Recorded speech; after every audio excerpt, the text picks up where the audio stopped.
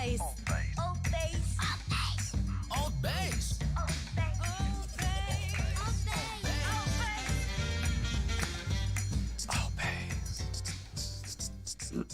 Oh yeah. All right, we are live. ALTBAYS Show, brought to you by ALTBAYS.nz. We are a media support company that supports you along the way on your online journey. So if you're looking into improving or increasing your online presence, you know what to do. I'm already talking with my hands. Hey, we haven't even started. They were just giving me shit about talking with my hands. Anyway, get in touch with us. If you want to rent this space, we are in Whitianga, this beautiful studio. You can run your own podcast or do some live meetings, or if you have ideas, we can guide you through your journey. We can do production, direct, or we can help with creating a show for you. We have great ideas. We have some new material coming up sometime soon, and I think I'm already talking too much, so let's save it for soon. This is a very special week for us. We're coming up to show number 50. So next Monday, we're gonna have a special show with all the co-hosts, just chatting about this journey, what we've done so far, what we learned, what we unlearned. Unlearning is very important in life, right? All right. Yes, it is. I would say. If you say so, that's cool. Thank you. You're welcome. I'll ask you about that soon. I'm sure you will. So make sure that you watch these amazing 3 shows that we have this week, and then on Monday it's going to be a pretty cool special show as well. Oh, there you go. That was nice. Yeah, thank you. How are you, Taylor? You good? Good, thank you. How's your day going? Pretty busy. Busy, eh? Yeah. You're a busy man. Yeah. And on my left, I forgot something important before saying your name, unless you want to say it. No, you go ahead. Do you want to tell people to subscribe to our channel?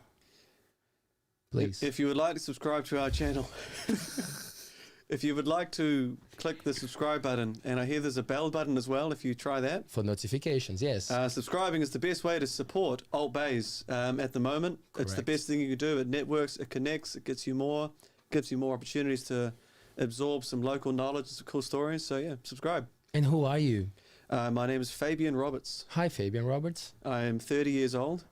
I am a father, anyway. Of how many? 2 lovely children. A boy and a girl? Yes, correct. Oh, You're pretty good at that stuff. cute. Are you here? Are you good in your space? Because nobody really asks you back. You always defer to your left without talking about yourself. Are you well? I am well.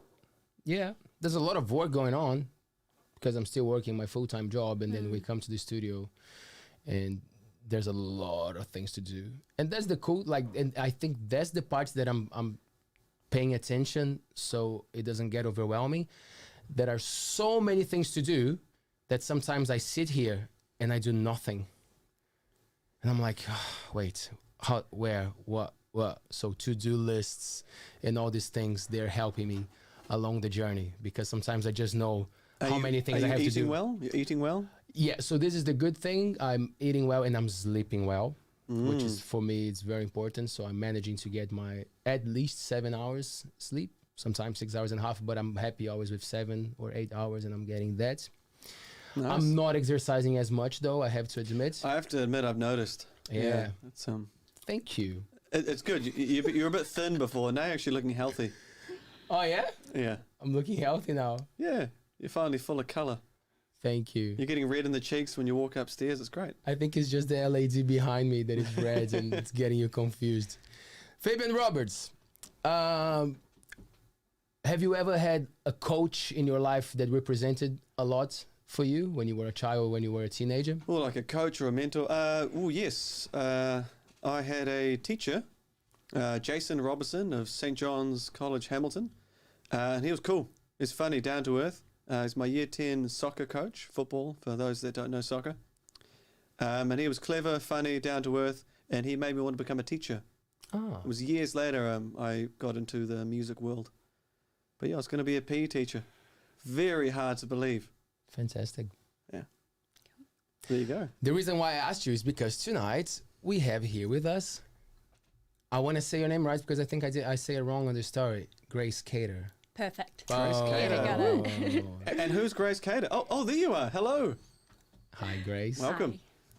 Thanks for coming to our show. Oh, thank you for having me. Do I you know like- we've had to reschedule a couple of times. Mission, eh? Yeah, But here we are. Do you like the space? love the space. Yeah. Great. What's your favourite part of the aesthetic here? There are trees, there are books, there are fake mushrooms. And Foreigners. Yeah, I think the table's quite the sweet. but- fake mushroom. These tables are nice, but when you are like eating off them and you're having like a few drinks and the glasses knock around and stuff. You mean a few drinks like this Reprogramming Rex? You gotta be careful with these ones. Smart. Smash a few glasses. Yes. Smash back a few Blue Fridge from Aotearoa. Yes. Beautiful beer, eh? It's bloody nice, yeah, I'm enjoying it. Especially the large bottle, the nice T-Rex arms. Made for you. Big fan. So, Grace, NLP Practitioner, is that correct? Yes, You are? yeah. And also a life and business coach. Yes. Is it only for women, or would you? talk to I men? have worked with, like, I've collaborated with Blair, who's been on the show. In Yeah. the past, we've done a mindfulness and mindset workshop together, which both men and women came to. And I also do mindset workshops with Carly, and men and women are both welcome at that. But for my one-on-one programs that I do, and my group coaching programs, they are specifically for women. Right. When did you come up with that idea? You were like, I'm gonna talk to women. That's what I'm gonna do. Well, I am a woman myself, Yes. so I can relate a lot more. And with my programs, I run a 8-week breakthrough program. Clients can stay on longer with me, but that is the objective. And the way that I have tailored that program, it could be open to a male. It's just I work on a basis of it's like a co-creation between the client and I. So I've actually never been approached by a male to ask if they can do my program. So if a male asked me, I'd 100% be open to it. I just haven't been invited into that yet. Wow. Yeah. Interesting. Cool, so I got to ask, you introduced NLP? Yes. What yeah. is NLP? I Yeah. don't know the term. Absolutely. So NLP is neuro-linguistic programming. So neuro is your mind, and then linguistic is the language that you use internally and externally. And then programming is the programming that we pick up from 0 to 7. As an age. Yeah. Oh, yep. So 0 to 7 is when we are like a sponge and we haven't we don't have the questioning faculty developed in our mind yet. So from 0 to 7, if you were told, hey, you can't ride a bike, you would be like, oh, okay, I can't ride a bike. But if you were 8, hitting 8, 9, 10, and your parent or someone was like to you, hey, you can't ride a bike, you'd be like, but Sarah's my age and she can ride a bike. So you start to question things more, but from 0 to 7, you pick up your programming essentially for your entire life. So what I do is I work with people to rewire the programming if they are hitting a wall or a block or a imaginary ceiling that they've created for themselves. Right. What's the process of identifying that a person might need, or that the NLP it's a good approach? Yeah, that's a great question. So what we call it in the industry is we call it limiting beliefs. So it's essentially a belief about yourself that's limited. So if you were, and the reason that it's life and business is because there's so many limiting beliefs that you have about yourself and business. So I can specifically work with someone, say they are like, I want to get more clients, I want to make more money, or I want to open a gym. I would help them work through those limited beliefs that they have around a business. Or then with the life part, it would be like I've worked with a lot of women around suicidal thoughts, anxiety, severe anxiety, eating disorders, people that have been sexually abused, you name it, I've worked with someone that has had it, okay? And in business, we're always like, from a business point of view, always told to niche down, find your niche. But I've worked with a 10-year-old girl to a 58-year-old woman. I was going to ask that because you said sort of the sponge period from 0 to 7. Does that mean your youngest client would be 8 years old needing to reprogram? Because last year was a bad year for them. So those kids that have had 2 years of COVID that have just turned 8, are they going to start needing to reprogram? Like, that sucked. When I was 5, 6, and 7, this was bullshit. Yeah. Lot of trauma that we've had the last collectively. Collectively that we all get to reprogram together as a collective. But yeah, those children, well, I can't pigeonhole them because I haven't specifically worked with them. But I know I've been approached quite a few times around anxiety and doing that with children. But my personal belief is that if a child is experiencing something, the parent is. And I love to work with the parents first. I'll say, okay, I'll work with you first, and then if I need to, I'll work with your child. Right. That's cool philosophy. Sounds like a reasonable. Can I pull the conversation and wind you back in time? Yes. Where you're from and how'd you get to anywhere where you are now? Yeah, great question. I was born in Thames, actually. You poor thing. I know. So I ended up coming home, essentially coming home. I was born in Thames and I grew up in the South Island in a really small, freaking small hick town, like a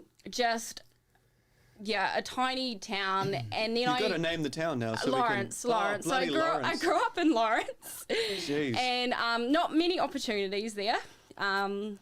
But great childhood, just got to play out on the street and do those things. No, we wouldn't have known what anxiety was. And then I moved to Aussie for 5 years and did the whole, like, I'm going to work in corporate and live in this apartment and live the city life. And I completely just crash and burn. You've had a terrible life. Burnt out. Lawrence, Australia. Yeah. What a journey. So judgmental. Lucky I ended up in Whittier. Yeah, now, the story does have a nice ending. Yeah. So I was just sort of chasing outward success, like consistently, like, I've got to work in corporate. I've got to do this. I've got an office. I've made it if I'm working in an office. Did you have pressure from family? Like I had pressure from an ex-partner. So then what happened was the universe just wanted to put me on this path.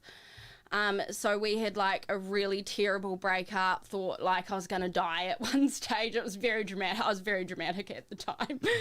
So what happened... Good that you can laugh about it now. Good on you. So bad breakup. And then I called my sister who was living in Simpsons Beach. And I was like, I need to come home. I need to just come visit you or something.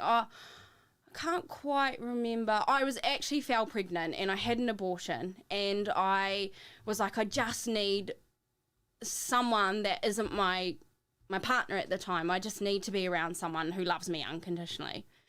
So my sister's like, just come stay with me. Her and a friend of ours, they were doing a Europe trip. So I was like, sweet, I'm going to come do the trip with you girls.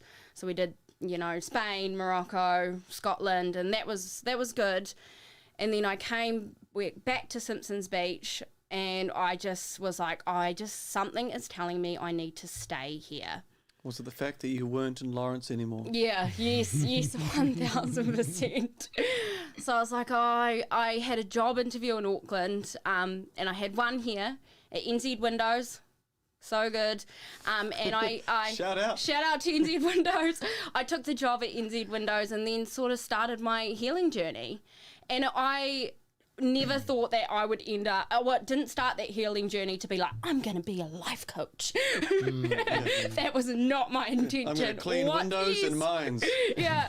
I was like, that was never my intention. I just ended up doing so much growth and so much healing work that I then did my NLP training, because I was also getting asked about it. I was getting asked, like, what are you doing? Like, what is this stuff that you're doing? And then from there, I built my business. It was an organic thing. I didn't just wake up and be like... What were you doing? So were you YouTubing NLP? I went and trained. Sorry, Yeah. before this, what got you into that? Oh, what got me into that? Yeah, so after the breakup and those sorts of things, I was like, okay, I really need to figure out who I am.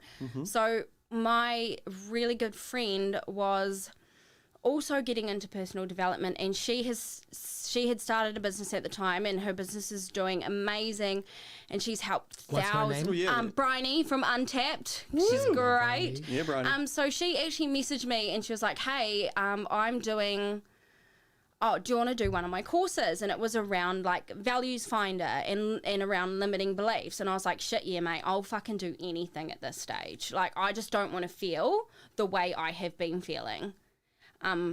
So I did that, and then I did another workshop in Auckland called the Social Experiment for 2 days. It's where you go in and you like play a game for 2 days, and you essentially build a business that will have a good social impact. So I did that, and then I did more courses. And What was your business? Sorry, what was your make-believe business? Oh, what were you selling? Our make-believe business that we came up with was, we had a teacher in my team. Actually, no. We had someone that wanted to be a teacher in my team. And we thought kids need to understand their feelings at like a young age, and they need to be able to say like, I'm angry or I'm sad. So we made like charts and stuff like that. So as in charts you'd be able to sell? Or Yeah. Like they would be like, put like a block on like the angry face or something, and then Sounds like a terrible business. I'm glad it was pretend. I know. Lucky I didn't pursue that one. Yeah. So this was just all like I just also needed to get out of my comfort zone. Like just do things just because I wanted to do personal development for myself. And it was a brand new world to me, and I just fell in love. Like after my first program, I just fell in love with personal development, and that was it. I just went head first in. It's interesting, isn't it? Because you had to go through some shit to realize that you needed something better for yourself, and to pay attention on what life should be. But at the same time, a lot of people will never have this opportunity. They're just told something, a story, and they might be very successful money-wise or whatever, career-wise, but they might never unlock that thing of, are you actually happy with yourself? Are you actually going for the things? That's why I like I don't know much about it, but you correct me if I'm wrong. When people say, oh, I'm a coach, like, the word is being used so much that sometimes it loses value. But like, am I right to say that it's just like someone who went for like their own experience, their own journey of healing and understanding, and then learning about techniques and being able to pass those techniques and learnings to other people? Because like, there's no actually qualification to become a coach. Is that right? So it's how you choose to... Can you, if you break that down for me, absolutely. please? So I'm a big believer in training and getting certified. I've done 2 trainings in NLP now.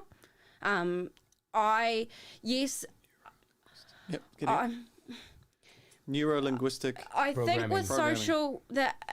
with social media now, it is very easy to say I'm this, I'm a coach, I'm that, and not do your training and your certification, and that is a scary road, and that is scaring me a little bit about the industry, to the point where it can be extremely damaging for someone, especially for someone who may not be in the best mental state. So you need to be discerning. If you are ready to start doing your personal development journey, you're ready to go on that healing and that growth, like, be discerning in who you're hiring and what program and courses you are doing, because someone can just go through a healing journey and be like, oh, okay, I've done this, so now I might just teach it to other people, but they're only teaching something from their experience and not from being trained.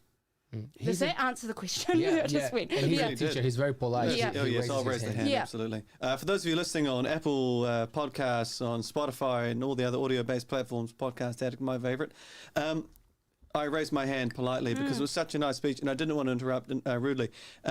So how would you define the person who's in a state where they need some support, etc., to come to you versus to go to a counsellor? Because they're very different professions. How do you pass them? Beautiful question. Okay, so from my own experience, Thank you. about 90% of my clients have been to counselling. Okay, the difference between NLP and coaching and counselling, like I'm not a counsellor, so I can't speak from their perspective, but I can speak from my own perspective of my clients coming to me. Counselling is a great doorway to begin that talk therapy, to begin saying, okay, maybe something happened, maybe something's not quite right. It's a great way to talk about it, and it has given previous clients of mine the confidence to then do something like NLP. So the difference with NLP is I work with a different part of the mind. So we've got our conscious mind and we've got our unconscious mind or the subconscious mind. So I'm trained to work with that part of the mind. So that's where an unconscious belief from childhood is stored in there. But not like the limbic system. So you're not controlling our digestion and our blood flow that happens subconsciously or without conscious That all thought. happens. Yep. That all happens. Yeah. So that's a part of it. So you'd be involved in NLP can help affect digestion, blood flow. Yeah, because it might block something there, it might affect something that Yeah. it's... So there's emotion. Yeah. So I work a lot with emotions as well. I am also trained in something called timeline therapy, which then works with, say if someone is just like, I'm an angry person. I'm angry, I can't figure it out. I like this. And what I do with the client is our unconscious mind is essentially... What we do as humans is like we're meaning-making machines. We have to make everything mean something. So what we do is we also make emotions mean something when it's really just most of the time, if not all, just needs to be felt. So what we'll do is we'll attach a story to an emotion. So what I do with my one-on-one clients is I take them through a breakthrough process and I integrate timeline therapy, where what we can do is we can go back to the very first event in which they felt anger, and what our unconscious mind does is it holds everything in what we call a gestalt, all our memories in a timeline.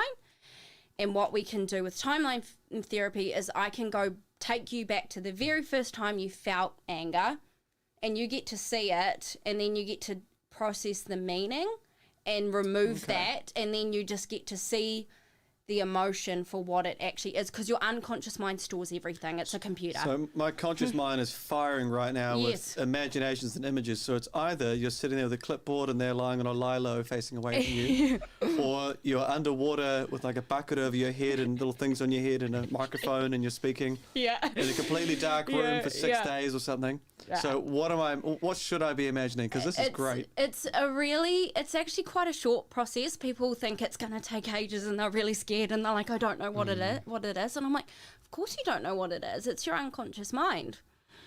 You're not consciously aware. That's why we need to bring conscious awareness to this so you can let it go. So what's there's no happening? They just sit down in a chair and just relax, and we do some breathing, and we can begin to because we store emotions in our body, like we have cellular memory. So you got to tell me there. Take me back. How does this work? Okay, so we store the emotion. So I work with the main emotions I work with are anger, sadness, fear, hurt, and guilt, and sometimes You shame. should pick some happier ones. Come on. And Why would you go look for help if you feel Anger. happy? So, and you're not listed them as in they're stored in each of these fingers, so right? I have to work through that specific process. So anger, sadness, fear, hurt, guilt, shame. So anger's usually the first one, and then sadness is stacked underneath. So someone might be like, I'm a really angry person, but what you may find is they're actually getting what I like to say, and how you could imagine it is if one of those emotions is your anchor. So say sadness is always pulling you down, or anger is always pulling you down, or fear is linked to anxiety. If someone's always like, I'm just anxious, they're actually really fearful. So we can release that first time they ever felt fear. And then most people... Sorry, between the ages of 0 and 7. Yeah, we will work between... Oh, jeez. And in the womb as well. Whoa, So, there's yeah, memories back there. Everything starts within the womb. So I if don't believe you. Yeah, That makes if you... sense, right? Yeah, Really? Yeah, don't believe it. What? All right, tell me your earliest memory and what age were you? Go. No, I'm not saying that I can remember, but like, there's obviously a connection to what you are right now. It's the same. yeah. Your It's body. when you begin conception No? is you start to pick up all those emotions and those feelings and those everything that's going on around you. Think how you have small children. Think how intuitive they are, right? I just can't imagine it from conception, a zygote sitting there experiencing emotions. I think at that stage it's reproducing a cell in a way it's programmed to continue reproducing cells. And for a fetus to be experiencing any forms of emotion before it's developed sight and using lungs to breathe in air. You think that if the mother is dealing with like violence and like maybe smoking and or whatever, and then like there's abuse and there's noise and there's no love, and the father is not saying, hey, I love violence. You. Someone is actually saying, fuck you, why are you holding this thing? You don't think that will affect a baby? How dare you put those words in my mouth? I'm just asking. But I think if there's an unhealthy pregnancy or unhealthy in anything. Not even words. Okay, maybe and if it's not healthy, words like not love. If we could run a trial, which of course we wouldn't ever run this trial, but you get 1,000 pregnant women, and every day different people go, "You're a dickhead," and just walk off, and then over the lifetime, 30 years, did calling these fetuses dickheads, did it detrimentally, if they hear that word when they're 8, because once they're no longer a sponge, whether they feel particular emotions of that phrase to those vibrations of sound specifically? Yeah. Very likely, I would say. You can do that to a plant and kill a plant by saying bad words to a plant. There's a study about that. You suck. Yeah, Yes, don't say that my cactus word. Yeah. You suck. If you're Don't listening, say I'm that. pointing at the cactuses in the room and I'm abusing them. You're a dumb cactus. You're a dumb fake parrot on a cactus. Just to reiterate, like I do work with the unconscious mind. So yeah, you definitely are right. You'll go, I can't remember. But that's where I'm able to access, with the client's permission, obviously, we access the unconscious mind, a different part of the mind. So nobody remembers. It's just the specific event they're taken to then release it. I think I would say, like, for example, so if a child didn't have the father or the mother, like, they have abandonment issues. They won't remember that, but they might feel abandonment. So it's not related to the experience of them coming to play school and there's only one parent and getting kisses goodbye. It can go back to when they're in a womb and they have no concept of sound or light or image or... Well, they're picking up on the mother's emotions if the mother's really anxious. Oh, I can understand chemically, because all of that is a neurochemical experience. But I don't think there's comprehension of the mother's thing. It's simply that those emotions or chemical changes would probably be in some way sent through, as in would be fed to the baby in that way. It sounds like you gave the answer. The chemical imbalance will probably trigger that. You just gave the answer, apparently. I just can't imagine an internal professor going, I'm going to interpret this today as being, my mother's unhappy. Bugger. She's unhappy. Her mother didn't like her dress. God, I always have to say nice things to Mum. I remember that when I'm conceived. About 3 years later when I learned to speak. And then when I learned to make coherent sentences at about 4 or 5, I'll tell my mother how good she looks. That's why she said unconscious. Yeah. Right? Cool. It's good to be skeptical in this show. I love it. Because it feels to me, Grace, that we like, or most people like to go for like, science, the fact, and then you end up eliminating a lot of things that are actually, they have to be felt. Yes. Instead, you know, because like everybody knows what is feeling good and feeling bad. Yeah. But like sometimes you're feeling good and then someone comes and say, but look at the science behind this. This proves that you should be feeling bad. Like you're like, no, it's not like that. I have to go after something within and trying to find an answer there. So I think I'm working on making 100% sense, but like if it feels like the coach, the way that you kind of like you helping the person to start with a new story, Yes. to Yeah. tell them a new story. Yeah. You know, because as I said before, sometimes it's just that even like maybe this is what happened, and if you think that this is what happened, this will unlock you the possibility to make a change. Maybe there's nothing to do with the womb, but if it works for you, if I say maybe you had some trauma when you were in the womb, and then you're like, oh, there you go, that sounds like an answer. Yeah. So I'm going to start working on that so I can make my life better. Boom, and then good job. You know, like Yeah. does that make sense? Like, Yes, yeah. Okay. So, like I said, we call it limiting beliefs in the industry.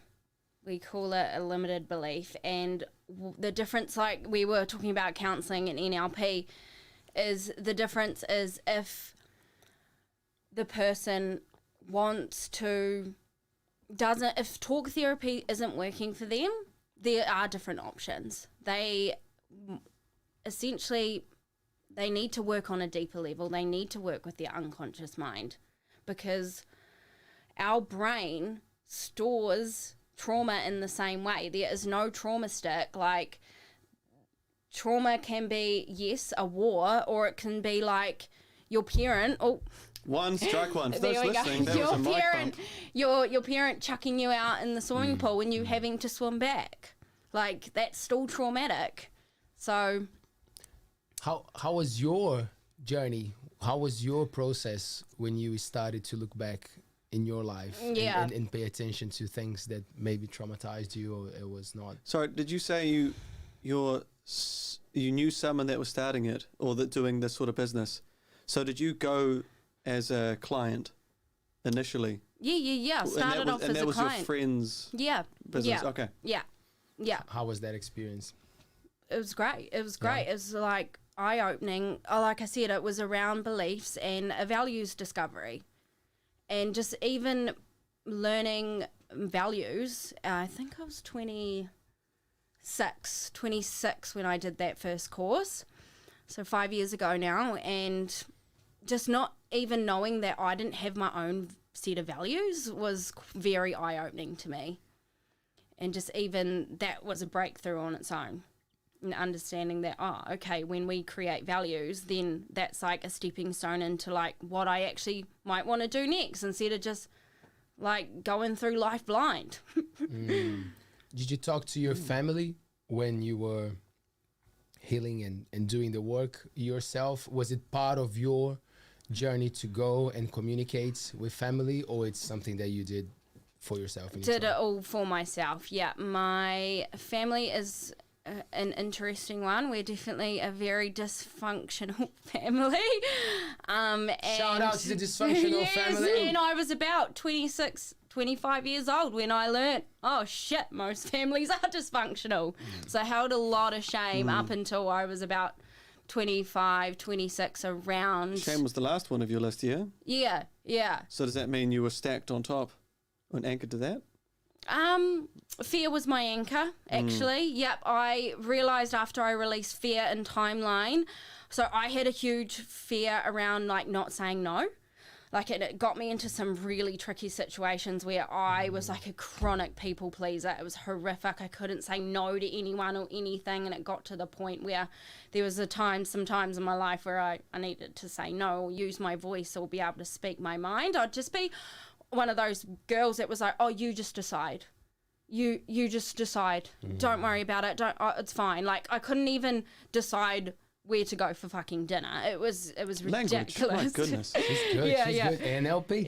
Yeah. So fear was mine. I had a huge fear. I didn't know it at the time until I'd gone through this process that, I can actually say no. I'm not gonna die or something ridiculous. Yeah, so that was my one. Sorry, what was the question? There was a question around linking back to your family. The family relationship. So it's definitely something I just did on my own. And like my family, they are open to. I'm definitely a bit more of an open book. I've got 3 older siblings, and I was sort of the first one to be like, oh shit, okay, that was quite normal. And I won't go too much into it, obviously just because it's not just my story, and I'm very mindful of that. It's other people's stories too.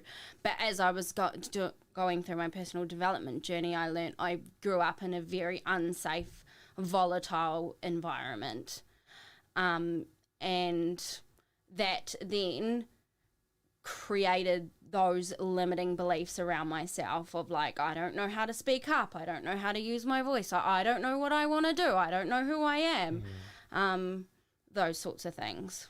So when we look back as society, the way that I see it, at least, like, it used to be way harsher, you know, like parents used to beat up the kids and be very outspoken, you know, like very straight up about you're not worth it, you're not doing it right, and like it feels to me that it's shifting, that people are paying a little bit more attention to that.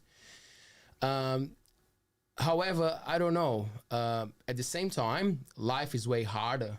Like there's much more pressure to parents nowadays than parents in the past. So it kind of makes a paradox there, you know, like it becomes a bit weird because life was, everybody had a house, you know, everybody would eat a little bit healthier, but we were very hard on the job. Yes. And now it's shifting, and like, do you feel like it's getting harder to raise families? Like when you talk to older people who can bring all these things for you. Oh, mom was so, you know, mean. And now I want to be better to my children, but there's so much pressure on me. Yeah. You know, how do you see that? It's just, I think, more of a personal. An interesting question. Yeah,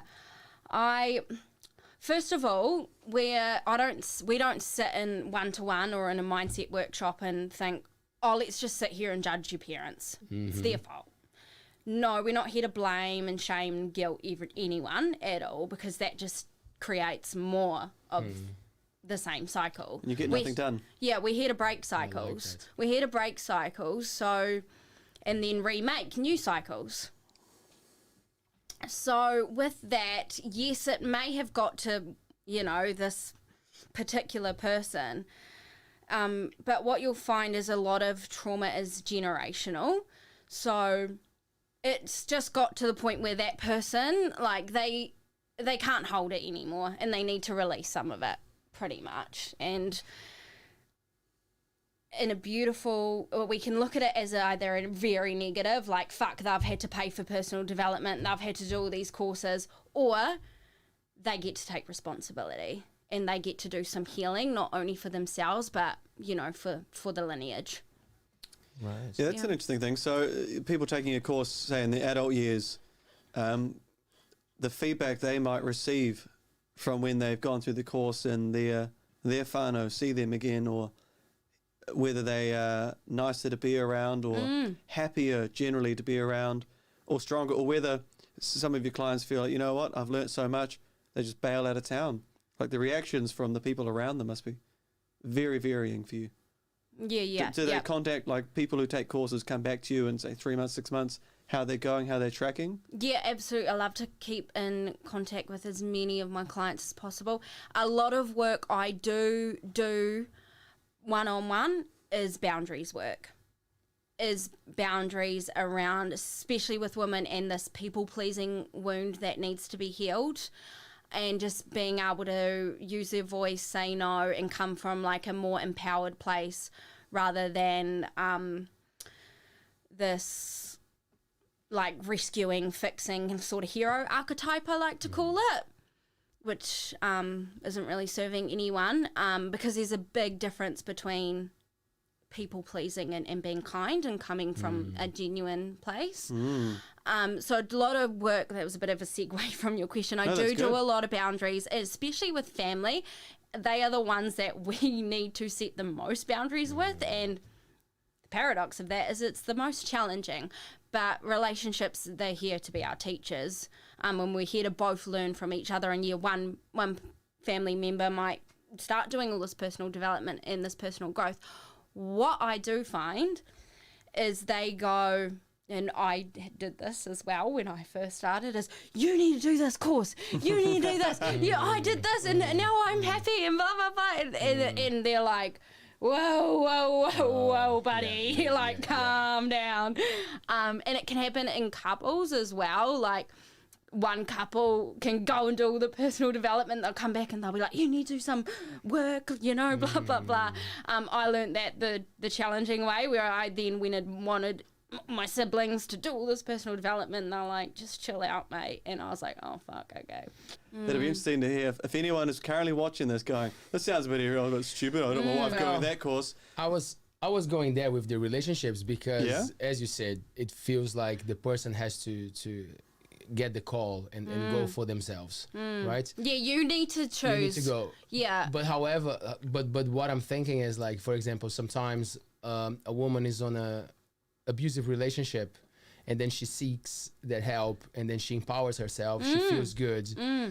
But then she might still have that attachment or their insecurity, because that's why I point so much on that thing of, like, sometimes the societal thing of, like, oh, but you know, the relationship is important, the institution, the being here and raising the family. So, like, she feels like, oh, that catch-22, you know? Yeah. Do I let this guy go and I have my family there, or it's my happiness that is in the game here, you know? Like, so I feel that when you can bring the family together, it's, well, I don't know if the word is easier, but it makes more sense, right? Otherwise, you're trying to help one person, but if the other one is not into it, like, it's hard, right? Yeah, and what genuinely what happens is, like, the partner's like, no, I'm not interested, and I encourage my clients to just leave it at that. And I always say, just be the example. Okay, no one likes anything pushed on them. No one, no ideas, opinions, ideologies, anything. Okay, so I always just say, just be the example. Okay, and then people take the high road. Yeah, then people are more intrigued by the energy you're in, or the way you're showing up. You're more confident, or things like that. You know, in my courses, I have, like, my clients get a module every week, and there are sometimes that I do suggest, hey, to get on the same page as your partner, I suggest do money mindset together, or something like that, if that's an area that they're growing in. But it's completely tailored and customized to where the client's at. I was going to say, so it's very personal, so it's very hard to say exactly what you do, because each client will be very different, different situation in life, different age. Yeah. Different level of understanding or want from you. That's quite cool. So that must be quite a tricky. It's hard to plan. It is for what you're going to get. Yeah, honestly, and that's what about social media now. Like, I am just like, the coach has turned into, like, the influencer coach, and I'm like, that is not me. Like, I just want. So what does that mean? Like, the influencer coach. So it's like more like. Like you said about people just on Instagram just saying they're like a coach, and they're not really. They haven't done. I don't know. They haven't done their training, and they're more of an influencer. Like, they're got more followers, and people are like, oh, they got lots of followers, they must be really good, or things like that. Yeah. So wait, the followers on Instagram is not an indication of goodness? I don't know. It can be. It can be. Yeah, it can Fascinating. be. Yeah. Yeah, so it is challenging to plan. Most of my clients have been local, which has been awesome, and referrals. Get a lot of referrals, which has been an amazing way to, you know, grow my business. Great. Yeah. I have different topics that I want to go for. But first one, addictions. Can you be supported, like, if you're dealing with addictions through NLP? Is it something that could help somehow? Yeah, absolutely, because it's not the specific avenue I've chosen to go down, so I will do my best to offer some guidance around that. But genuinely, with addiction, like, this is just my personal belief, is that there's a lot of self-worth going on, like the I'm not worthy story. I'm not worthy of anything, so I'm gonna numb out. And with NLP, it is really amazing at rewiring those thoughts around self-worth, and really getting back into a place of alignment. Like, when we're out of alignment, we are wanting to numb out. We are wanting to not think or feel or any of those things. Absolutely, yeah. And it can go to so many ways of addiction, right? Can be chemical ones, or Yep. can actually be sexual ones, or Yeah. pornography or whatever, or even just spending time doing On your something phone. that is Yeah, your too much phone. on your phone, yeah. Right. Just a quick question in terms of the addiction, because presumably it'll be back some sort of reason you feel worthless from that 0 to 7 time frame. Can you then go back in time, take them to a happy, a good, a strong memory Yeah. that would then replace it to make them addicted to something that made them feel good? So that person would suddenly get addicted to making healthy food or addicted to being fit and try and put in an oxymoron, a healthy addiction. Well, I'm not really there to sort of go in and put something in someone's mind. We're more working on clearing out and letting go.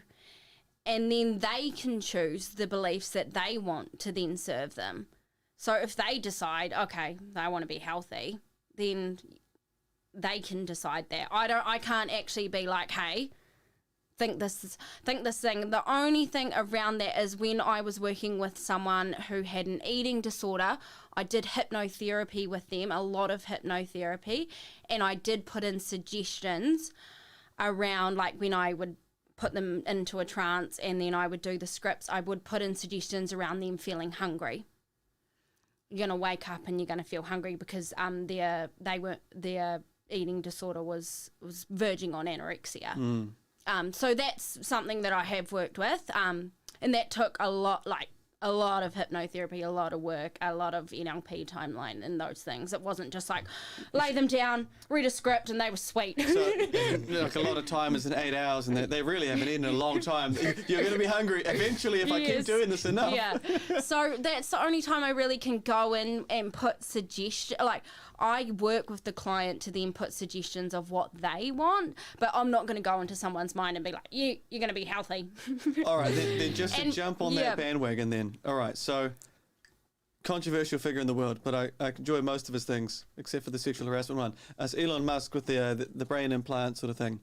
If you could offer the service of a false memory implant to replace a negative experience, one, would you want to be able to offer someone that? Two, do you think it would be a good thing to do for certain cases? To be able to, they've traumatic, it's awful. To be able to go in there and just get rid of the beaten up with an alcohol bottle and ignored, to be able to put in a false memory, completely made up. It's kind of artificial. eternal sunshine of the spotless mind, what you're talking about. Yeah, and a Blade Isn't it? Runner, and just Yeah. put in a fake memory. Would you be like? Would that be something that your business would, in 30, 40, 50, 60, 100 years, is that something that you'd be able to go, from your experience of seeing the horrors of what people have gone through, would you just want a clean slate to be able to go, you know what, I'm just going to get rid of that shit time, give you some good time. It may be false, but it might just make you happier from a base level, a low, you get rid of anxiety entirely from the stack. That's me now, I hit the mic. What do you think? For one, would you want to be able to offer it? No. And would you think anyone would want it? People may want that, 100%. I wouldn't want to offer it. I believe that everything is a part of our journey and it makes us who we are. And then, we are able to be who we are. Like, if we just had nothing, like, conflict is a part of life. Cool. And the sooner we accept that, the much happier we will be. And it's not about, like, personal development isn't about being like happy and positive all the time. It's about understanding that life is full of conflict and you can approach the conflict in a new way each time. Cool. So, Yeah. Taylor, can you just cut out the previous 3 minutes where I rambled about something that we can just reject? No. It's valid what you're saying, because a lot Yeah. of people will think like that, and the way that Yeah. I see it. Sorry to interrupt you. I just want to add something there. So, for example, a lot of people say, "Oh, the cure for cancer," and in a lot of cases, the cure for cancer is less stress, a better health style, a better lifestyle. Why would it help to give a pill, a magical pill that gets rid of the cancer, and then in 2 years it's back? if you're actually not healing, because the body stores all this stuff, right? So I was waiting for you to go there, but like that, I really appreciate your point of view, because it is like that nowadays. We see it like, oh, how are we going to look for the quick fix when actually it seems like the journey of healing is that's journey. the way. That's the way. The journey is the destination. Is stoicism something that you sort of go into, and sort of the idea of life is tricky, brace yourself for it, lower your expectation of happiness, and work to build satisfaction in what you can do? Yeah, I love that. I don't ever tell people to lower their happiness radar. Lower it from sunshine daisies. I love what I say to my clients is like, you're going to come in here and you're going to walk out with a toolbox. Because most of us have not been given the toolbox that we need. We're turning up to something with a freaking screwdriver when we need a hammer. Okay, so I just say, like, you're gonna walk out with the toolbox. Whether you continue to use it, like, that's up to you. And once we learn about ourselves and our beliefs and where they've come from and our values and all of those things, we're pretty good to go. But then something might happen, like another traumatic event. But what you will find is that if you decide that I like working with a coach or anyone what I say is, either way, you're going to heal. But when you work with someone, a professional, you can speed up that healing process. Dumbledore from the Harry Potter series says, you must understand first before there can be healing. Yeah. Wise words. Gosh, he found a way to Love bring that. Harry Potter up here. Are you a Harry Potter fan? Almost every show. Well, there you go. Yeah. Taylor and I, the other day, we were just saying how great it is that our generation was probably the last one capable of making fun of Harry Potter. We were just too old for it. We were just like, oh, what are those kids reading?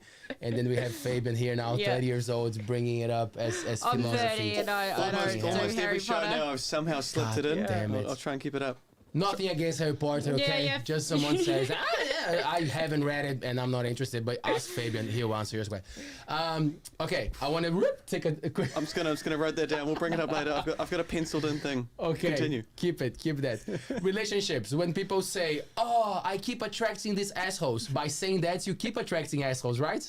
Yeah, 1,000%. 1,000%. How much of your cases, obviously, I don't want to know numbers or anything, but like, there's a lot of people going after answers or trying to explain their behaviors with relationships, I would say. Yes. I've supported a lot of women through breakups, which is, honestly, I love it. Like, it's a weird thing to love, but I love that that transition. It's like that was the catalyst for my growth. So if I get to support someone through a breakup, honestly, it's beautiful growth. I believe each case is a case, but like, would it be harder to support someone who is going through a relationship that it's hard and is not working, or the ones who are going through the suffering and the depressions that a breakup can bring? Yeah, that's a good question. I as a coach, and I don't tell my clients what to do. Like, I don't advise them. I can offer different ways of doing something. Like, here's a few different roads you could take. That's also a difference between like me and a psychologist. Like, a psychologist will actually tell their client what to do, whereas I am more of a guide, insight, like a mirror, and take clients through like a framework or a method or a modality that I know will best support them for like where they're at. So with that question is, I actually, when I kind of can see that maybe that isn't their person, but I'm never going to be like, I don't think you should be with them anymore. But I kind of start to see that maybe, people are in our life for a reason, a season, or a lifetime, when I can kind of start to pick up and see, oh, that's the reason. Like, they're a reason, or they're a season or a lifetime. Yeah. I like that. It should be on a shirt. Yeah, a reason, Thank God it's not from Harry Potter. Yeah, or they are a bit of a season, and I can start to see. And then one person, usually with that, when there is some issues in the relationship, I always, it's the number one thing is communication. Like, communicate 1,000% with your partner. But if that's not happening and one person's trying that a lot harder than the other, then, you know, I do reiterate that back to my client. But I do like the breakup process better, because it's like they know it's over and they're ready. They're like, I want to heal, I want to grow, I know that this is over and I'm ready for my next chapter. Yeah. I mean, this guy's here single, so he doesn't know to appreciate any of this. But so I've been in a long-term relationship now for Judgmental. 12, I don't know, maybe 12 years. Yes. Tara, I'm there. And I have this fear, if I ever imagined ever having to be single. That's one of the most frightening things to imagine, because Yeah. imagine having to date. Yes. Imagine having to talk to people in a way you've never spoken. I would have to go out with Leo. Oh no! I'll be out. Oh no! Yeah. I'll be out after yes. dark. Yeah. Dating is a weird one. It is. Although you'd probably be my wingman. You're the balding one, so I'm good. I suck. I'm horrible. He's from Brazil. Hey. I think with Judgmental again. the way the world is now, like I said, everything's like so accessible, and like dating is just. You can do it yeah. on your phone, I hear. I know, you can date it, yeah. I'm also in a long-term relationship, so I also couldn't imagine going on a date. Yeah. Would have been hilarious. Yeah. But from what you're saying, like praising communication Yes, and understanding yes. these paths, then you start to. There's the thing. Like I was just listening to your example, because I haven't been on a long relationship for a long time. However, the time that I have been away from them, it really helped me with solitude. Yes. Working on myself. Yes. So nowadays, it's not a problem not being in a relationship. Yeah. And the next step for me, it feels like it's trying to control a bit more the desire. Because if I go out, because I spent years on that macho environment that you have to go out to get a woman for the night, or try to score something out of that, you know, like, and now I'm trying to grow out of, I don't know if growing out is a good expression, but like I'm trying to better myself. Yeah. And not having that. And the concept makes sense. Yeah. In my mind. Yeah. The concept makes sense. I'm like, I don't need this. I don't need to prove myself to anyone here, not even for myself. I'm already fine with this. But the body, I think that those reactions of like those expectations from years of doing that, sometimes they get me, you know, like it feels like, oh, well, you're not even trying anything. You're not even going for anything, you know? And you know what's even harder for you now is that you're a celebrity. You're a known person. They're after you for ALTBAYS, man. Yeah. They don't even want the real Leo anymore. They want the charismatic person. So I'm going to definitely be is that a version of old cat? How do you guys say? Old lady cat? Old man cat? The one that Like has... a tomcat. No, that lady that has 40 cats and is single. Oh, yeah, The crazy cat lady. The crazy. So is that a version for men? That might be me. I'll be skeptical of girls coming after me after ALTBAYS. I suppose. You know, I suppose it'll take a bit longer before you open up and trust them. They're going to have to earn the right to find out the real you. Yeah. Not just the man who wears the triangle on his chest. It's a cool triangle, isn't it? It's a rather cool triangle. It's a great Look at triangle. this. Tyler Downey designed for us. Good man. And Nice. printed by Emma Fletcher. Yes, exactly. Shout out. Zeke and Co. Zeke and Co. Wow. What about feminism? Because nowadays we talk about empowering women. Yeah. Yeah. I'm not asking like you. What do I think? Not opinionated, but like I love the empowerment movement. Yes, I work in empowerment. But with I personally don't agree with some of the feminists, those. I don't subscribe to all of that personally myself. Grace, not a feminist. yeah, it's a Can clip. we make that a Google little clip? It's not that I'm not a feminist. I understand. I fully understand. Understand. Like, I love my partner and I love making him dinner and making him lunch and doing things in the household But you make him that are lunch. different gender roles and Darling, if you're things listening. like that. Yeah, I'm not, I don't want, you know. Yeah. Yeah. I like a movement makes sense, and Yes. sometimes it's so relevant, right, and so important, because it feels like the people who are ruining our lives by manipulating and making us live in this system that like is so hard to break through. Yeah. Like as soon as you rebel, Yes. they call you an extremist, you know, like, so that's why I'm all up for the feminists, the vegans, the activists, like whatever you want to do that brings attention to a cause. Yeah. It's valued, you know, like it makes sense. But I get what you mean that like, well, we got to check and see if we're not actually damaging ourselves, because when I started on the plant-based diet, I was like, you said, oh, you gotta do this, oh, listen to this is so good, and you're like, you're well, a dick. there's not really. But I know, but it makes sense what you said at the start of the conversation. Like people, most of the time, they know what's happening. It's just hard to break a habit. Yeah. It's just hard to take that next step because your life is already comfortable here. Yeah. And then like, do I really need to go there? Of course, a lot of people are suffering and they start Yeah. to realize that they need help. Yes. And they go for it. But for the majority of the society, Yeah. I'm fine, 9 to 5. It's okay. not I'll much just have sleep, and I'll anxiety every single day. It's just a part of my life now. Take the pill, you Yeah. know, age, and then my kids will look after me. That's why I have them anyway. You know, so like... So many song references you just went through. Damn, hard habit to break. Yeah, hard habit to break. Didn't even notice that. Chicago. So I really appreciate what you do, because for me it's the same thing as the empowerment. Yeah. It's that thing of like, take control of your life. Absolutely. You know, like, yeah. oh, but you're a coach. No. I'm telling you, I'm giving you tips. I'm giving you some shortcuts, let's say, you know, like to take control of your life. I love that. And I love how you say about shortcuts, because another thing I like to explain to people is like, if in business, I work with a lot of women in business, is like, you are still potentially going to get where you want to go, but if you work with a coach, we can collapse the time of how fast you're going to get there, because most of the time it's the beliefs about themselves, like the belief about charging, the belief about, you know, are they educated enough, or, you know, all those sorts of things. So yeah, and time is our most precious resource, and people don't realize that until it's way too late, and then they thought it was money or they thought it was this thing, and it's like, no, time, most precious resource. Use that currency wisely.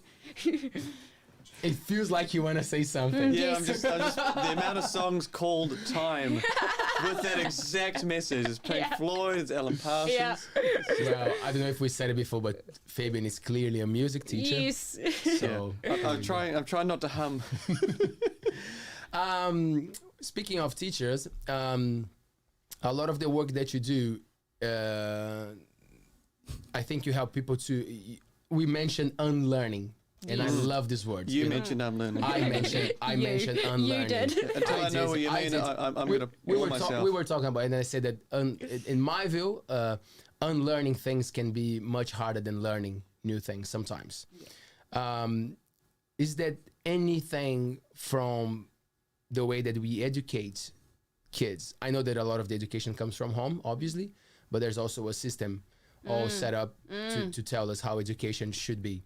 So in this aspect of the empowerment, of the acknowledging the other and being nice to each other, do you see possibilities for changes or things that we could be doing differently that possibly would avoid this clash at a later time in life, when you have to look back and say, oh man, we went through that was not great, now we have to pay it? Okay. Like I said at the beginning, like with small children, because I understand that we get the programming from 0 to 7, it's again the parents, or in anyone that is a teacher or something, like them doing work, them healing, because the children are just picking up on everything. I think this is a challenging one, because, you know, you can't really take on an education system that is very, rooted and Take it on. I know a friend of mine who's Blair, who's been I on the think show. you're limiting beliefs happening here. You can't take on the education system. You need to get rid of that ceiling. Yeah, we can. I know a friend who is currently working with children around this stuff, and he loves NLP, and they incorporate a lot of NLP into their app. Cool. Which is awesome. And the language then, I would say the language that we are using and that young children are using, and it can be as simple from changing these limited thoughts and beliefs of the can't, so I will never do that, to I can and I am and I will. Yep. Yeah.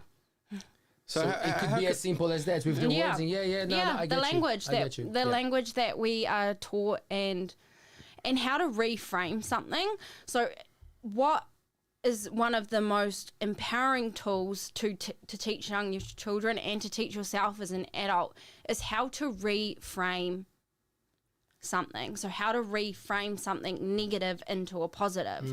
Like as soon as clients come in, hard is banned. Like, they're not allowed to say hard. Like, that word is gone because it's very limited. So we reframe it to it's a challenge and I am completely capable.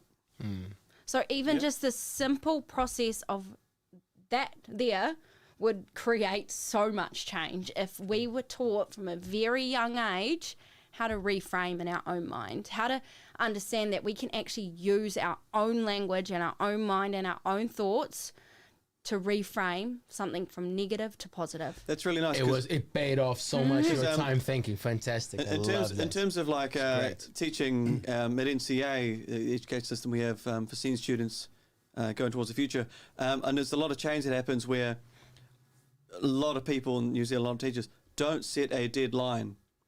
They set when you think you're ready. When we agree we're ready together, that's when we can look at it for marking for certain things like.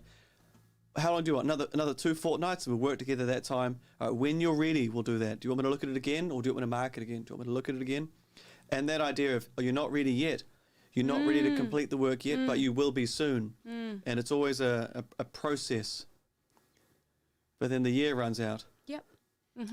Well, because we're still... There's a balance, because we're stuck in a system of following you gotta do the that. Christian calendar year. Yep. Goes way back. Goes way back. I had an experience with NLP. Yes. So a friend who was helping a friend with something called Skinnard. She does something with like muscles and tendons, and she was training NLP. So I was actually not going for sessions. Like because I was interested, but like, so I just wanted to wrap my head around it. And she was like, cool, let's do it as sessions, but like feel free to also ask me and question, because she knows my style, so it was more like as a free course kind of thing. And I remember something that helped me so much and so simple, and then what you said with like wording, reframing, because it was a time that I was applying for a visa. And she was like, oh, but what's happening? And I'm like, I'm just worried, like this thing I applied, and I have to go through this, and I have to wait, and it consumes me, And then she was so calm, and then she's like, okay, what is the visa for? And I'm like, oh, it's for a job. Good job? Yeah, good. Better job? Yeah. Then what it is now? Cool. So if it happens, it's something good that is gonna happen, right? And I was like, yeah, it's gonna be great. I want it to happen, Cool. So why aren't you excited about it instead of worried about it? She was like, if it doesn't happen, I know you will make something happen. You will move, you make a move, you get something, but like, why worrying about it? And it sounds silly, right? Because I was worried, but in that second, in that moment, I was like, this is cool. I'm on this journey for so long, and this is my work. I'm not relying on anyone else. This is my energy, my time, and I should be excited about this because this is my life, And it was simple, but it really helped me. So every time that I'm kind of like a bit lost, I try to bring that back to my mind, I do the exercise of like, am I pushing myself? Am I taking myself forward, or I'm sitting somewhere where I can feel sorry for myself. You Yes, know, so love that. yeah. So what you said about the children using the words correctly gives a lot of power because they are much better at those things, right? They don't feel ashamed by a feeling or thing. It's just like, oh yeah, cool, that sounds better. yeah. Cool, let's do that way, and then it goes. Actually, had a moment of that happening today. Yes, please Yes, share this. yeah. I'm just gonna grab the cool. water, but I'm listening to you. So Share, a please. student was telling me that they were really disappointed that a teacher said this thing and that the teacher really didn't like their idea of talking about some particular topic about the history in the world. That was a dark time. And I said, oh yeah, and he's like, yeah, it's really gutting that this teacher wouldn't let me do it. I was like, oh, I wonder if they had a really bad experience or that they grew up during that time or in that country and it might have brought up some trauma for them. And they went. And then another student, who's a very cool student that Leo and I both taught with drums and piano, and he just turned around and looked at the guy who was a bit upset about it. He's like, yeah, we never thought about that, did we? And he's like, no, we didn't. Oh, maybe she did. Maybe this teacher did go through some trauma with this. Oh, that makes sense. And they started, the weight was off, and they're like, oh, well, I have nothing to complain about now. Yeah. Because I just needed to consider the other person involved. And it was quite a cool moment. Beautiful. So if they're watching right now, they know who it is. Oh, And you're welcome. Who were your mentors or coaches, people in your life that made a big difference? yeah. My very first coach, Bryony, she made a huge difference. She really blazed the trail for personal development in high-performing women in New Zealand. She's gone on, so many people have gone on to do her courses, and then really, like I said, you don't know about this world until you know about it, and then once you're in, you're like, oh, okay, you love it, or you don't have to do what I did and do all the courses. So does she just work just for women, generally speaking? No, she does women and men too. Cool. And then I had another really awesome mentor, Hella, who is also from New Zealand. She's a Kiwi. Her and her partner now travel the world doing workshops and all of these amazing things. And then some other coaches but the two ones that I've loved the most have both been New Zealanders. Yeah. Good.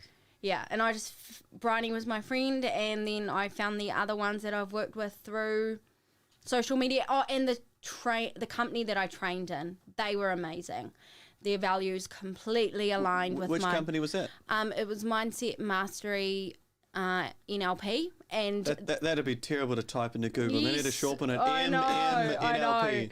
And they were just great. They had small training rooms. They did it for the love of NLP and to bring heart and integrity back into NLP instead of just filling up their classrooms to try and make as much money as they can. And they actually wanted people because lots of people go do their certifications. They walk out those training rooms, they've fucking got no idea what they're doing. So you really have to understand it also, because also what you will find as well, and I'm not pigeonholing anyone in here or anything, but is you'll find the people that are offering some sort of service, they might actually need a lot of it themselves. Yes. Yeah. Okay, I understand that. Okay. And that's not just in this industry. This could be in a lot of industries. So just to rewind that, and not to use it in the throwback way, Yeah. but so at what point, when you had done your training then, and I mean this in the nicest way possible, Yeah. at what point in your journey, when you became a teacher, or a leader or a mentor or a coach in this space, at what point were you not in that position where you weren't needing the support yourself, so you were actively able to be a coach, as opposed to you needing the support as well while Yes. coaching? Did that ever overlap, or did you get to a point where you go, I now feel pretty bloody good about myself, I now know enough about it educationally, now I'm going to do it? Or was there a point where you were yourself getting into it going, you know, this is really, really good, I want to get into maybe teaching some of it, learning more? Because did you ever fall into that sort of trap yourself? I always make sure that I have support all the time. Either in a program or with a mentor or with a coach, because you don't I personally don't ever want. It's more preventative for me, where I don't want to get into the position where I'm not showing up as my best self for my client. And to answer your question, my first training that I had done, I wasn't like, oh, I'm going to start a business. Like, it took me months, and then I had someone ask me, and then I thought, okay, I'll run them through a beta program and see how it goes. You know, I'll charge them half price, see how we go, and then honestly, it was just amazing. It was amazing co-creation between us, and then after that, that's how my business grew. And I just, like I said, made sure it's always up to date with my training. And I always have support because... That's a really interesting thought, because I've spoken to the counsellors before, many counsellors in Whitianga, and the stuff they hear, the sadness, the things that are just heartbreaking, gut-wrenching, and they themselves, however, once a fortnight, once a month, they then have to go vent the baggage they put on. Some of that baggage is so dark that they need someone too. Yeah. Like, we're talking to Ian, who's I think retired up now. Good man. It was such a great man to talk to. That, you know, to help people, you do take on a bit of their burden, even if you don't want to, even if you're trying to be the one that leads it. Sometimes you can just get sad. Yeah. Things that are out of your control that you can't impact. And that can really bring someone down. So it's really interesting to hear that. So you have someone or some group that you're always safe with. Yeah, That's absolutely. Nice. Yeah. Do you put that at home, or do you try and avoid to bring that person as your home person? Oh no, I do my coaches and mentors and whatever course I'm in is always online. And my partner's amazing. He's such a safe space for me. He's a little bit older than me, so he's a great mentor to me too, and he knows business so well, so he's always my first. I remember last year I had to register for GST, and it like threw me, and I was like, I don't know what any of this is. And he's like, just calm down. It's okay. This is what you do. Like when it came to like the pricing, because obviously I'm a service-based business, so I'm like, they're not getting like a physical product. And I was like, I've registered for GST, and like now what do I do? And he's like, it's okay. It's okay. So he's one of my mentors as well, which is really great. Do you also deal with people who have depression or episodes of extreme sadness? And yes, yeah, that's where the training that I did in timeline therapy comes in, and that is a amazing modality, an amazing tool for depression, anxiety, yeah. Right. So some of those things probably wouldn't happen between the age of 7, right? Because you might get people that lose a loved one in the age of 30, and that just cuts them deep. So that must be a different approach. Or? Yeah, with what the emotion you're talking about there is grief. Personally, we're not going to remove grief from someone. Someone might need a longer grieving process. So grief is one of those emotions where the person themselves, they can decide how long they want to grieve for. I personally wouldn't take that away from someone. Yeah. It's an emotion that we don't in our training, we don't work with that. Yeah. Right.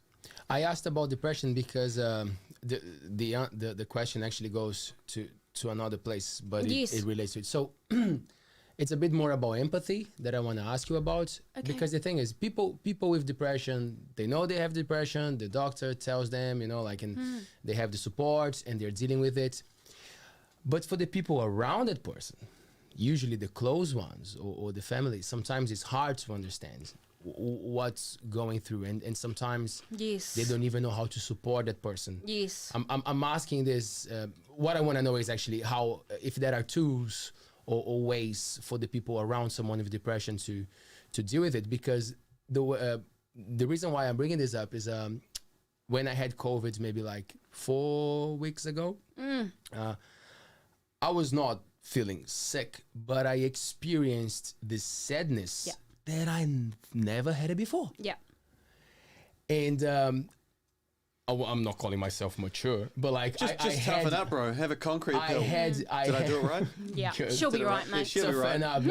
But like I had the moments of thinking, wow, I'm sad. This is new. This is a new feeling. So I wrote a lot about it, you know? Yeah. But like, after 2 days, it was gone. And then I was reflecting. I was like, you know how everybody said, fuck COVID?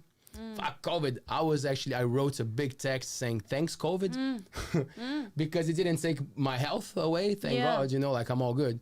And he gave me this experience of going through a deep sadness, you know, because Stu, who lives with me, like I was isolating by myself. He was like, bro, is it okay? I'll come once a day to see if you're all good, but like I'm gonna do my thing. I'm like, yeah. So I was like by myself, sad, you know, and after, obviously, I enjoyed it. Not enjoy, but you know, like I found value on that. Course. And then I clicked, I was like, someone who is sad, it's in that shit. Now I feel more empathetic about those, you know? Yeah. But like for the people, sorry, it's such a long story, but it's a podcast. Who cares? We can say whatever we want to say. So how would you support the ones around someone who are experiencing these moments of like sadness that are inexplicable? I feel like this is a roundabout way of criticizing your friends for not being there for 2 days. Yeah. Nah, I got calls and First of texts and all, it was great. Thank you for sharing that. Thank you. And getting vulnerable. That's a good step for anyone listening. Like, vulnerability is a superpower, and it will help that process, you know. With sadness, it's an emotion that we all need to feel, and with you got to a space where you're like, okay, I'm going to process this in a way that feels safe to me through journaling, and I'm going to feel it. Whereas what can happen is someone will feel sad, but they won't process it, and then that sadness is 2 days, 2 weeks, 2 years, because they're just like, well, I'm just a sad person. That's just who I am. It's again that belief thing. They've created a belief that I am sad. And with support of loved ones who may be, you know, there may be some sadness or some depression. This one, I just want to get this correct here. Sure. I think what can happen is when someone is going through depression is lots of, like, we think we're understanding, but we are like anything but sometimes. We're just like, oh, you'll be fine, just get over it. Like, what's even wrong? There's nothing wrong, okay? And what I've found with any depression or sadness is sometimes there's unconscious beliefs going on. So that's why it's very challenging for someone with depression to explain what's wrong, because it can be unconscious. And I have worked with a client who had a lot of, that was depressed. And what we found together after doing the breakthrough was she was actually holding on to a lot of guilt. And that guilt for everything that she was doing or wasn't doing was like her anchor, and it was making her feel sad and depressed. So once we're actually able to clear out the guilt, she was like, oh, okay, I feel like myself again. Is this making sense? No, I understand. Yeah. So when someone carries a lot of guilt, if someone says, like, when we're depressed, we feel unworthy, we feel unwanted, we feel abandoned, we feel unsafe, essentially. I'm not saying it's just that. And when we are carrying a lot of guilt, if someone says to you, I love you, or anything along the lines of what we need, I love you, I see you, I hear you, the guilt almost, we almost question it. We almost go, do you really? Yeah. We go, shouldn't love me. Yes, I'm not worthy. You shouldn't love me. And they carry that guilt. And once we're able to clear that guilt, their self-worth goes back up. And they're like, oh, okay, people do love me. Yeah. So I found that with sadness and depression is, and I'm not saying, if anyone's listening, I'm not saying that you just have a lot of guilt. Okay, yeah. I've just found that with a couple of clients, I notice a common themes throughout people that I work with one-on-one, and if they can be just feeling, it's a weird emotion, guilt. It's extremely unnecessary, in my professional opinion, but we don't know consciously sometimes what we're doing unconsciously. Fantastic. If that makes any sense at all. No, it does. It did help. It And did to help. support our loved ones, Yeah. it is challenging. It is challenging when we want our, we always just want the best for everyone. We, most of the time, hopefully most people do, we want them to be happy. And when someone isn't happy, we take that personally. And the best thing to do is it's not about you. Not everything is about you. You don't need to take it That's personally. hard to believe. Yes. That one is a hard one, eh? Yeah, Because that's we it. are ourselves and we are the universe. I'm and incredibly that's a hard important. one. Yeah. Yeah. What? I've got some other. What? Well, you're important for those So I three think, human beings at my home. answer to that question would be like, so if you can and you are getting, keep hitting blocks with someone who has experienced depression, like it's not about you. They're not depressed because of you. There's something within them that needs some growth or some healing or whatever that person that's experienced the depression, whatever they decide to want to do. If they decide, hey, I'm just depressed, and they want to take that on for the rest of their lives, they can choose to do that. We all have free will. I was just going to ask. I was literally going to say the statement. I was going to say, do you use the idea that they don't have free will as a way of freeing them from guilt? No. All right. Tell me for another time. What have you found over there, my friend? Oh, that was quick. I was getting ready. I believe we all have free will. I've been too picky this trip. Yeah. I do have beautiful comments. There's a lot of comments and there. That's a big questions scroll. from our audience. Okay. So just before we go Yes. over this, I just want to say again a big thank you for everybody who is watching this show and following it and supporting our channel. Give us more energy. Come on, man. Give us more Give us energy. more energy. I'll try. So thank you very much for joining us on this beautiful Monday night. Is it good? More Leo now? That was all right. Yeah, it was all right. Your hands didn't I move was talking enough. about sadness and I'm coming up now. So Yes. you're getting me there. You're getting me on surfing the wave.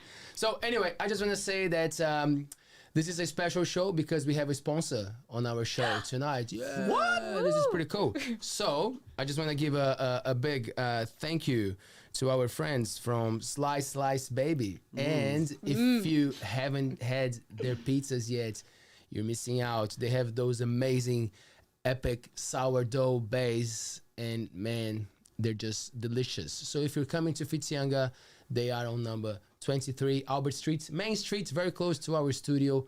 Mike came to one of our first shows. Good man. So if you want to actually know a little bit more about his business, just check out, I think was number 5. Show number 5. Ooh, there you go. So Slice, baby. Delicious pizzas. I even have the menu here, Fabian, because you haven't had the pizza Yeah, I've never yet, been right? to Slice Have Baby. you not been to? No. Come on, man. Come on. It's the best pizza. It's Yeah? amazing. Oh, we yes. get it like once a week. Yes. Oh, It's sweet. yummy. It's our Friday night What's your pizza. favourite then? Before it gets to that menu, what's your favourite? I like too many of them. Like to have a Oh, favourite. you got to name at least one then. Most recent you've had. We had the other day. Sammy the salmon, so good. If you eat salmon, are you? Not a big fan of Okay, salmon, don't sorry. get that one. Pepperoni. But I like the song. Had pepperoni. Yeah, Love yeah. pepperoni. Mm. And Godzilla is a really Yes. good one. It's Godzilla. like chicken and onion, and it's so yum. And that's the cool Crushing thing. buildings. Yeah. That's the cool thing. They have these coolest names for the Yeah. for the pizzas. Japanese people running everywhere, getting crushed, and cars crashing. It's great pizza. What? Godzilla. Godzilla. You gotta yes. watch it, man. I've watched that one. I love the Pickle Rick. I don't know if you watch Oh, Rick we and had Morty. that. Rick and Morty, great So good. cartoon. And obviously my favorite one, Naughty by Nature, is their vegan option. They have 2 or 3 vegan options, and they have a lot of treats and yummy desserts, ice cream. So go to Slice Baby, have a pizza, invite Fabian because he hasn't had it yet. So, naughty by nature. Naughty by nature. So what's the main thing on that? Like, is there a centerpiece or is it a big mix-up for you? It's just a delicious mix of everything that is amazing and Because vegan. I'm generally dairy-free apart from the weekend I So just had. But it's, what's this going to be? This vegan Signature pizza? sauce, chickpeas, red onion, roasted kumara, and finished with pesto, aioli, and rockets. The cool thing is that like the base, I like pesto. they made like a creamy chickpeas as the base, so it's not Nice. just the tomato. It's actually not yummy. Yeah, Nice. yummy. Anyway, Slice Baby, thank you so much, my guys. And for the questions and comments. We have some cool stuff. I'm loving that hat, Leo. Thank you. Wood up, Leo. Hi, Connor. Nice to see you, man. Thank you. We love the skeptical Fabian. Oh, it's like all capitals. Daily Doom. We love the skeptical Fabian. Uncle Cactus just called and would like to speak with Fabian because you are mistreating the cactus. You mean these dumb cactuses back here that are going to die next week? Cool. So Anahira asked what is actually a business coach. We went through that. I think these questions were more towards the Scroll back. Yeah. Yep. NLP is real, Fabian, with overall accuracy of around 95%. I don't know if George actually has a number. That's a great stat. Love that stat. It's not a full dissertation. It's Okay. not but I'll take it. Now it's a question. Here we go. Thanks, Matt, by the way. Grace, could NLP help me with borderline personality disorder? From what I understand, the cause of this is partially to do with early childhood trauma. Do you have anything on that? The borderline, so I'll read it again. I got the question. We did actually speak about this in my last training last year. NLP can help you if you believe it can help you. And it sounds like, was it Matt? Yes. It sounds like you already have a tiny understanding of what could be going on, and it sounds like you have a really open mind and you're open to growing and healing. So I believe, yes, it can. Thank you very much. Yeah. And the tools and modalities that you learn in NLP can help with that. Cool. From my professional opinion, if Matt, you are the Matt receiving this and not the other person in your head, then you should get help. Work with it. If the other guy's listening, give it back to Matt. There you go. 2 insights. One professional and one from Fabian. Thanks, Taylor. I love when Taylor laughs in the background. That's good. Matt also said a comment about the feminist. He said, you can still be feminist and take a traditional role in a relationship. Yes. The point is that a woman has a choice to take that role or not rather than be forced into it. Fantastic. Thank you. That's a good point. That's what I wanted to say, but it didn't quite come out right. Yeah. That was very good. Yeah. Just conversely, does that mean men are allowed to accept that they want to have someone to make them food at dinner? That's for you to discuss Yeah, I was with gonna your say, like, I could see where that was going, and I was like, I'm gonna. You can choose to want to be able to make things for your partner. I think that's for you to discuss that in your home. Just based on the logic, maybe. Correct me if I'm wrong. Fabian's partner, no names. Fabian's partner. Sure. Tara, if you're watching this show, send us a message. Or call. You can call us. Yeah, and she's not watching. She's not watching. Yeah, she's got more things to do. Okay. Robo4, could I create discipline doing NLP? That's a good question. And then we'll take a break. That's a great question. Discipline is a very broad subject. I would need to know discipline and what and why you're doing it and how you're going to do it and where you're going to do it and all of the questions. NLP is, just to give more context around NLP, is a lot of questioning. So that's again why it's different to counselling and psychology and is we get trained to question, like, why are you doing that? Okay, and why are you doing that? And how are you going to do that? So it can help you absolutely create discipline in your life. I would need to have some more context. Okay. Yeah. So Robo, if you're still there, man, if you want to send a little bit more information, please feel free. So essentially, have we all been running NLP for each other? Because we're asking questions, we're getting definitions, we're seeking deeper understandings. Yeah. There was another thing that I remember from the NLP session was visualization. Yes. Is that right? Yeah.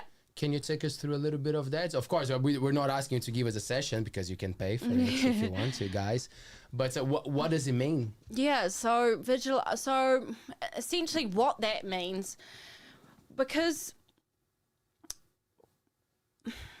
we are coming, usually if we're going to a life or a business coach, and I don't love that language too, but it helps people understand what I do. Again, we're meaning making machines. We need to make it mean something. So essentially what someone's coming in for is they have an objective they want to meet. They have a goal, Okay, they have, even if it's something as like depression, the goal or the objective is I don't want to be depressed anymore. Or if it's a business goal, one usually is like I want to grow my business, or I want to make X amount of money this year, or X amount of clients. Okay, that just helping give some context. So with visualization, what you are doing is you are visualizing yourself reaching said goal or reaching the objective. You're acting as if you already have that thing.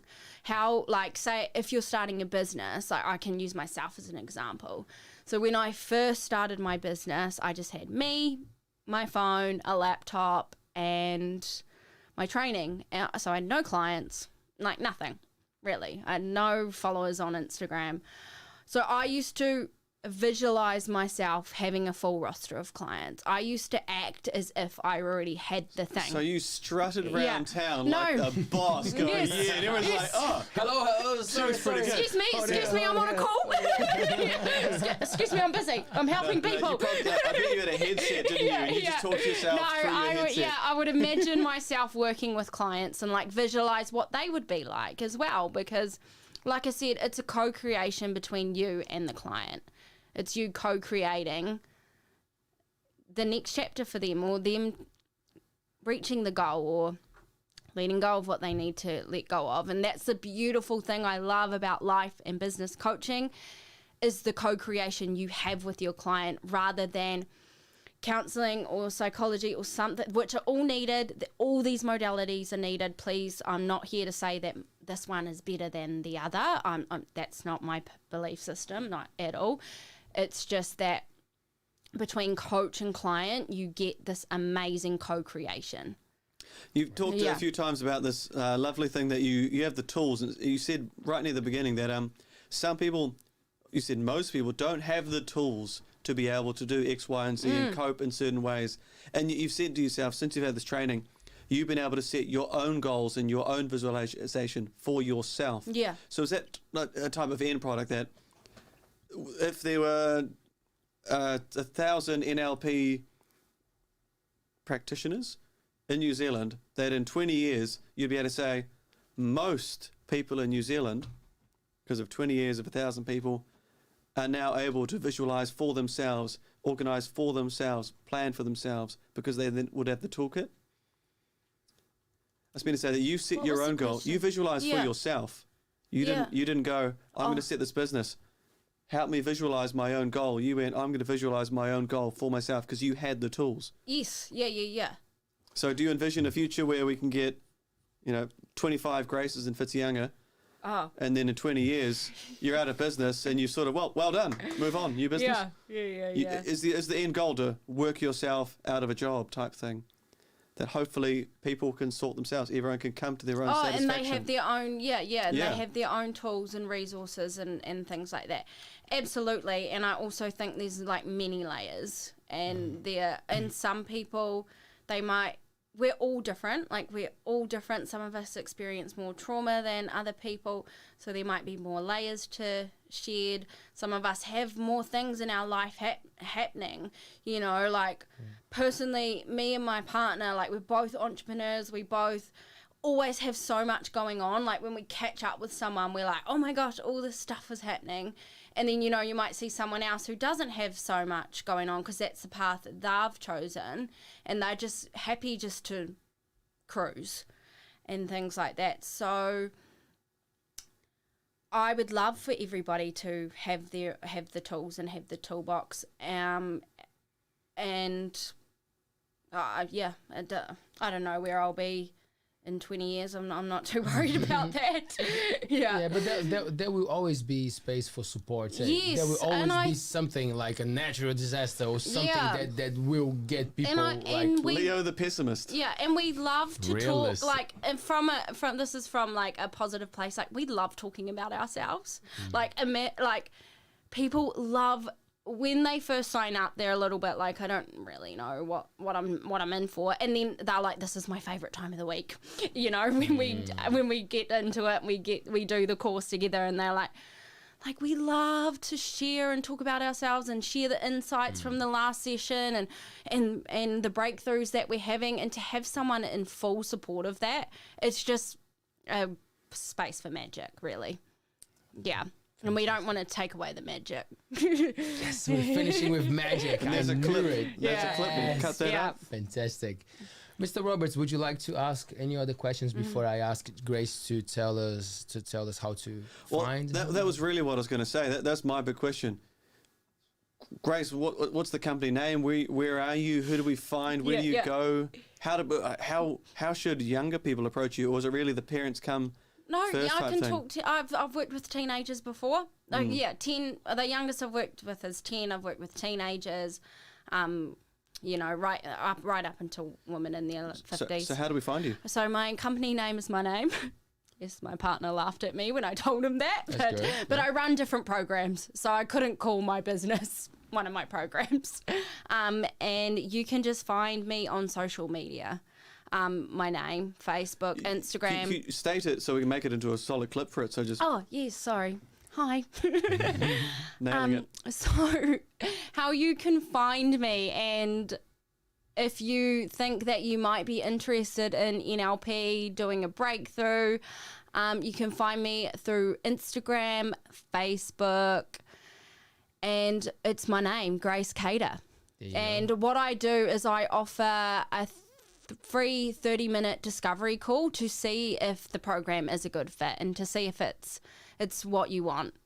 So I love those discovery calls. They're very special. It's a cool little name, Discovery Call. Yeah. It's Yeah. not- So we discover if this is the next step. How did you come up with the title? Is that from the course that you came up with, or did you sit there going, what's the first phone call? Going to call it an information call, a quick chat, chitty chick Oh, chick chat?